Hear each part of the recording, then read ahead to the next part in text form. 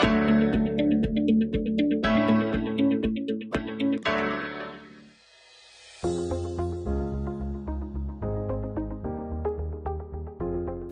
Students, welcome to the session of social science. We are studying resource and development. हमने अपने previous session में resource क्या होते हैं, उनका क्लासिफिकेशन क्या होता है, development of resource, resource degradation and resource conservation जैसी बहुत सारी चीजों पर बहुत अच्छे से बातचीत की और उन्हें समझा। अब बारी एक सवाल की है। सवाल मैं आपसे पूछना चाहता हूं कि आपको रिसोर्सेज आखिरकार सबसे ज्यादा कहां देखने को मिलते हैं, हवा में, पानी में या जमीन में? अब आप कहेंगे कि सर मैक्सिमम रिसोर्सेज तो लैंड पर अवेलेबल है, and that is why in today's session we will be exploring और discussing more about land resources. तो चलिए अपने सेशन को शुरू करते हैं एक इंटरेस्टिंग क्वेश्चन के साथ। क्वेश्चन ये है कि हमारी आम सी जिंदगी में आप किस किस तरीके से लैंड को यूज होते हुए देखते हैं? Can you name some of the ways in which we use land every single day? अब आप कहेंगे कि सर हाँ, एग्रीकल्चर में, कंस्ट्रक्शन में, फिर चाहे घर बनाना हो, बिल्डिंग बनानी हो या स्कूल बनाना हो, यहाँ तक कि प्लेग्राउंड जहां आप खेलते हैं, अपनी रिक्रिएशनल एक्टिविटीज करते हैं, जाने कितनी सारी जगह पर हम लैंड का यूज करते हैं। बिल्कुल ठीक सोचा आपने। तो यहाँ पर हम देखते हैं कि लैंड हमारे लिए कितना ज्यादा इंपॉर्टेंट है। तो चलिए अपने सेशन में चलते हैं और समझने की कोशिश करते हैं the importance of land resources की। अगर हम लैंड रिसोर्स की बात करें तो ये हमारे लिए बहुत ज्यादा इंपॉर्टेंट नेचुरल रिसोर्स है, क्योंकि ये हमें रहने के लिए जगह देता है, काम करने के लिए जगह देता है और बहुत सारी और चीजें जो हम लैंड पर करते हैं। और कहीं ना कहीं इस तरीके से हम लैंड के ऊपर बहुत ही ज्यादा डिपेंडेंट हैं। इसके अलावा लैंड हमें बहुत सारी चीजें देता है, कहीं ना कहीं हमारी बहुत सारी चीजों में हेल्प करता है। जैसे लैंड सपोर्ट करता है नेचुरल वेजिटेशन को, इसके अलावा वाइल्ड लाइफ को, इसके अलावा ह्यूमन लाइफ, हम लोगों को। इसके बाद बहुत सारी इकोनॉमिक एक्टिविटीज हैं जो हम लैंड पे ही परफॉर्म करते हैं। इसके अलावा ट्रांसपोर्ट एंड कम्युनिकेशन, उसमें भी लैंड बहुत ज्यादा सपोर्ट करता है। तो कहीं ना कहीं हम देख सकते हैं कि लैंड हमारे लिए बहुत ज्यादा एक इंपॉर्टेंट रिसोर्स है। पर हम ये भी नहीं भूल सकते कि लैंड एक फाइनाइट मैग्नीट्यूड एसेट है, यानी जिसे बढ़ाया नहीं जा सकता। ये लिमिटेड है और इसीलिए सबसे ज्यादा जरूरी है कि हम इसे वाइजली और प्रॉपर प्लानिंग के साथ इस्तेमाल करें, ताकि इसे फ्यूचर के लिए कंजर्व किया जा सके, ताकि डेवलपमेंट का स्कोप हमेशा हमारा बना रहे। तो चलिए एक बार समझने की कोशिश करते हैं कि लैंड आखिरकार हमारे इंडिया में किस किस तरीके से देखने को मिलता है। सबसे पहले अगर हम बात करें तो 43% के आसपास का लैंड आपको प्लेन्स के रूप में देखने को मिलता है, जो कि बहुत ही ज्यादा आइडियल है एग्रीकल्चर और इंडस्ट्री के लिए। वैसे देखा जाए तो प्लेन्स बहुत सारी चीजों के लिए आइडियलिस्टिक है, क्योंकि अगर आपको कंस्ट्रक्शन करनी है तो बहुत आसान है। इसके अलावा आपको ट्रांसपोर्टेशन की बात करो, फिर चाहे रेलवे हो, एयर स्ट्रिप बनानी हो या फिर रोड ट्रांसपोर्ट हो, बहुत आसान होता है। यहाँ तक कि हमारे देश की मैक्सिमम पॉपुलेशंस भी आपको प्लेन में देखने को मिलती है। इसके बाद बात करते हैं माउंटेन्स की, जो लगभग 30% एरिया कवर करते हैं। अब इसके अंदर अगर हम देखें तो ये माउंटेन्स हमारे लिए बहुत इंपॉर्टेंट है, क्योंकि बहुत सारी पेरेनियल रिवर का एक मेजर सोर्स है ये, क्योंकि यहाँ से 12 मासी नदियां निकलती हैं जो हमारे लिए बहुत इंपॉर्टेंट है। यहाँ तक कि टूरिज्म बहुत अच्छा क्रिएट होता है और साथ ही साथ ये माउंटेन्स इकोलॉजिकल बैलेंस क्रिएट करने में हम सबकी बहुत ज्यादा मदद करते हैं। इसके बाद आते हैं प्लेटूज, जो लगभग 27% है और ये रिसोर्स रिच एरिया होता है, जहां पर आपको बहुत सारे मिनरल्स, फॉसिल फ्यूल्स और फॉरेस्ट देखने को मिल जाते हैं। इसके अलावा छोटा सा हिस्सा हमारा आता है आइलैंड्स का, जो कहीं ना कहीं हमारे लिए बहुत ही ज्यादा यूनिक बायोडाइवर्सिटी क्रिएट करते हैं, लेकर आते हैं और एक बहुत अच्छा टूरिज्म का पोटेंशियल होल्ड करते हैं। यहाँ पर टूरिज्म को बहुत ज्यादा बढ़ाया जा सकता है और ये हमारा कहीं ना कहीं बताता है कि कितना वेरिएशन हमारे लैंड रिसोर्स में आपको देखने को मिलता है। तो चलिए अब आगे चलते हैं और समझने की कोशिश करते हैं कि हमारा लैंड यूटिलाइजेशन आखिरकार हो कहाँ रहा है, क्योंकि जब आपके पास कोई रिसोर्स है तो उसका यूटिलाइजेशन भी तो जरूरी है ना। तो हमारा यूटिलाइजेशन सबसे पहले देखने को मिलता है फॉरेस्ट के रूप में। अब ये फॉरेस्ट हमारे लिए बहुत ही ज्यादा जरूरी है। क्यों? क्योंकि ये बायोडाइवर्सिटी को मेंटेन करने में हमारी हेल्प करते हैं, साथ ही साथ क्लाइमेट रेगुलेशन में भी हमारी मदद करते हैं। अब आप कहेंगे सर क्लाइमेट रेगुलेशन कैसे? भूलिए मत, आपने छोटी क्लासेस में पढ़ा था कि जो फॉरेस्ट है वो कहीं ना कहीं बहुत ज्यादा कार्बन डाइऑक्साइड को एब्जॉर्ब करते हैं, उस एरिया को ठंडा बनाते हैं और यहाँ तक कि ट्रांसपिरेशन के जरिए रेनफॉल को लाने में बहुत ज्यादा हेल्प करते हैं। इसके बाद हमारे पास आता है सेकंड टॉपिक, जहां पर हम बात करेंगे land not available for cultivation. अगर कल्टीवेशन के लिए अवेलेबल नहीं है तो फिर कहां जा रहा है? तो समझते हैं यहां पर कौन सा लैंड आता है। यहां पर वो लैंड आता है जो कि एग्रीकल्चर के लिए सुटेबल नहीं।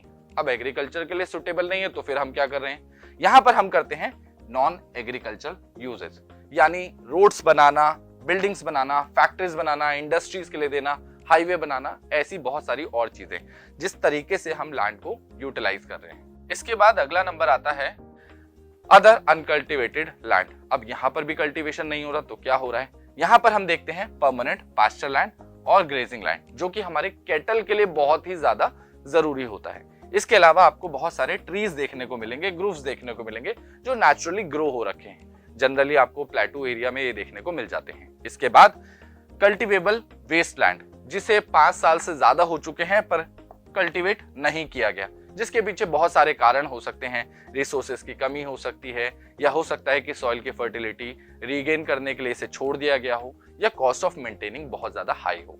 इसके बाद आता है फैलो लैंड। ये वो लैंड होता है जिसे छोड़ दिया जाता है पहले 1 साल के लिए। जैसे फर्स्ट नंबर पे जो हम बात कर रहे हैं ये 1 साल से कम का है, यानी जिसे 1 या 2 एग्रीकल्चर सीजन के लिए ना किया गया हो, क्योंकि फर्टिलिटी रीगेन हो, क्योंकि सॉइल में जो मिनरल्स होते हैं वो वक्त के साथ धीरे धीरे खर्च होने लगते हैं। तो कई बार हमारे एग्रीकल्चर को अच्छा बनाने के लिए 1 या 2 सीजन के लिए लैंड को खाली छोड़ दिया जाता है, ताकि जो सॉइल के जो मिनरल्स हैं वो वापस से सॉइल के अंदर रीगेन हो सके और सॉइल की फर्टिलिटी वापस आ जाए। इसके अलावा सेकंड नंबर पे इसमें आता है ऐसा एरिया जिसको 1 साल से 5 साल के बीच में हो गया है पर वहां पर कल्टीवेशन नहीं किया गया है। अब यहां पर इसलिए नहीं हो पा रहा है क्योंकि या तो प्रोडक्टिविटी बहुत लो है, या दूसरा आपके रिसोर्सेज की कमी देखने को मिलती है। इसके बाद हमारा जो टॉपिक आता है वो आता है नेट सोन एरिया, जो कि सबसे ज्यादा इंपॉर्टेंट है, क्योंकि ये वो एरिया है जहां पर क्रॉप्स को उगाया जाता है और हार्वेस्ट किया जाता है एनुअली। साथ ही साथ ये इंडिकेट करता है एग्रीकल्चर एक्टिविटीज को और प्रोडक्टिविटी ऑफ द रीजन। तो ये बताता है कि किस तरीके से जो लैंड हमारे पास अवेलेबल है वो कहां-कहां इस्तेमाल किया जा रहा है। तो चलिए अब चलते हैं आगे ये समझने के लिए कि इंडिया के अंदर जो लैंड यूज है उसका पैटर्न कैसा है। सबसे पहले अगर हम पैटर्न की बात करें तो हमें ये जानना पड़ेगा कि इस पैटर्न को कौन कौन से फैक्टर इन्फ्लुएंस करते हैं। तो इसमें सबसे पहले आते हैं फिजिकल फैक्टर, जिसे आप नेचुरल फैक्टर भी कह सकते हैं, क्योंकि इसमें सबसे पहले बात करेंगे टोपोग्राफी की, जो कि रिलीफ यानी लैंडफॉर्म्स के बारे में बात करती है, जिसमें plains, plateau, mountains, desert, islands ये सब आते हैं। इसके बाद क्लाइमेट, सॉइल टाइप, ये सब कहीं ना कहीं आपके लैंड यूज के पैटर्न को डिसाइड करते हैं। इसके बाद सेकंड नंबर पे आते हैं हमारे ह्यूमन फैक्टर, जो कहीं ना कहीं इन्फ्लुएंस बहुत ज्यादा करते हैं, जैसे पॉपुलेशन डेंसिटी, किसी एरिया में पॉपुलेशन डेंसिटी कैसी है, कम है या ज्यादा है। इसके अलावा technologically development and cultural practices, ये सभी कहीं ना कहीं बहुत ज्यादा इन्फ्लुएंस डालते हैं लैंड यूज के पैटर्न पे। तो चलिए लैंड यूज को समझने के लिए थोड़ा सा ज्योग्राफिकल फैक्टर्स को समझ लेते हैं। सबसे पहले अगर हम इंडिया की बात करें तो आपको याद होगा आपने 9th क्लास में इंडिया का एरिया पढ़ा था, which is 3.28 million square kilometre. पर प्रॉब्लम यह है कि जब हमारे पास इतना बड़ा लैंड है तो इसका सर्वे किया जाना चाहिए, और सर्वे में जो प्रॉब्लम हमारे सामने आती है वो ये कि 93% डेटा ही अवेलेबल है। तो बाकी का डेटा कहां गया? कहीं ना कहीं यहाँ पर आप देखेंगे कि 7% डेटा मिसिंग है। उसके पीछे बहुत सारे कारण हैं। जैसे अगर हम नॉर्थ ईस्ट की तरफ जाएं तो आसाम के अलावा बाकी सारे स्टेट्स का डेटा अभी तक पूरी तरीके से सर्वे नहीं किया गया है।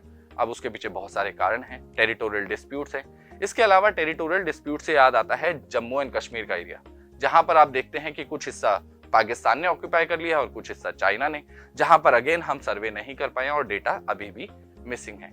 इसके अलावा एक बहुत बड़ा कंसर्न हमारे सामने आ रहा है और वो है परमानेंट पास्चर लैंड या ग्रेजिंग लैंड का कम होना, क्योंकि ये एक बहुत बड़ी समस्या को जन्म देता है। समस्या ये है कि अगर ग्रेजिंग लैंड कम हो रहा है तो जो हमारे कैटल्स हैं उनको हम क्या खिलाएंगे।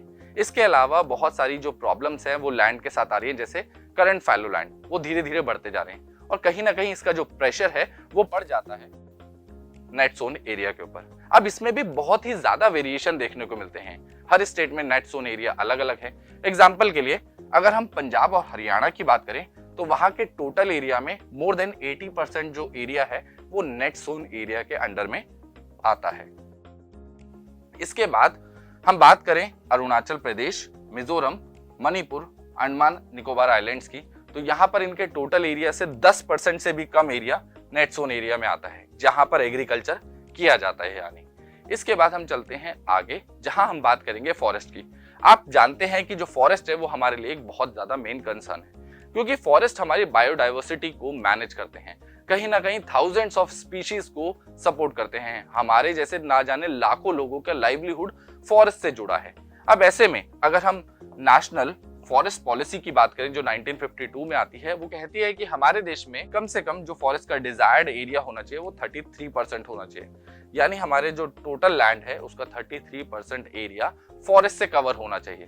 पर प्रॉब्लम यह है कि हम इसमें अभी भी बहुत ज्यादा पीछे हैं। लगभग 23 to 24% ही डेटा है जो कहता है कि जहां पर फॉरेस्ट अवेलेबल है, यानी कहीं ना कहीं 9 या 10% अभी भी हम पीछे चल रहे हैं। और उसके पीछे बहुत सारे कारण हैं। अभी हाल फिलहाल के लिए ही देख लीजिए, हैदराबाद में जो फॉरेस्ट को लेके बवाल हुआ है वो कहीं ना कहीं दिखा रहा है कि हम फॉरेस्ट को लेके बहुत ज्यादा सोच नहीं रहे हैं, जबकि फॉरेस्ट हमारे लिए बहुत ज्यादा इंपॉर्टेंट होते हैं, क्योंकि जैसा मैंने कहा थाउजेंड्स ऑफ स्पीशीज फॉरेस्ट पर डिपेंड करती हैं। इसके अलावा अगर हम फेलो लैंड्स की बात करें, वो धीरे धीरे बढ़ते जा रहे हैं, वेस्ट लैंड धीरे धीरे बढ़ते जा रहे हैं, जिसकी वजह से नॉन फार्म एक्टिविटीज जो है हमारी वो बढ़ती जा रही हैं। जैसे कंस्ट्रक्शन बढ़ रही है, रोड्स बढ़ा रहे हैं हम, डेवलपमेंट के नाम पे कहीं ना कहीं हम अपने लैंड रिसोर्सेज को पूरी तरीके से बर्बाद कर रहे हैं, और जिसके रिपरकशन सिर्फ ह्यूमन सोसाइटी को नहीं बल्कि एनवायरनमेंट और पूरे ग्लोबल लेवल पे देखने को मिलेंगे। तो चलिए, आई होप आपको यहाँ पर लैंड रिसोर्सेज के बारे में समझ में आया होगा। अब चलते हैं हम अपने टास्क की तरफ। टास्क बहुत सिंपल है, 2 क्वेश्चन है।